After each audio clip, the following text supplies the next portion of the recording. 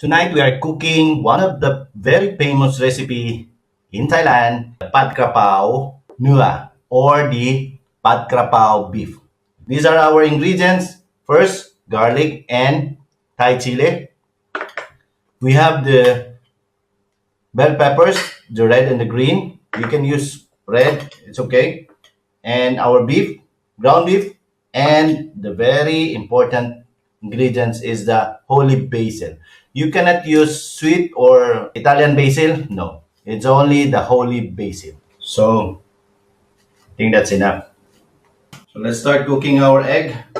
So this is the very first step.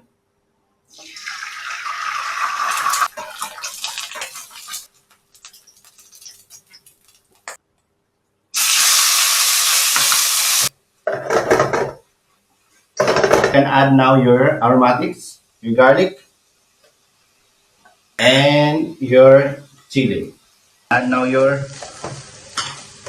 peppers. Then you can add a little bit of water, or if you have broth, you can add 1 teaspoon of oyster sauce, then 1 teaspoon of soy sauce, black pepper, dark soy sauce is 1/4 teaspoon just to give color and sweetness. The secret powder, fish sauce. Then you can try it. Holy basil.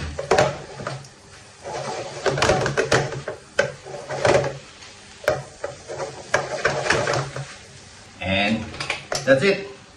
Our Pad Krapao beef. Pad Krapao. Let's start our plating.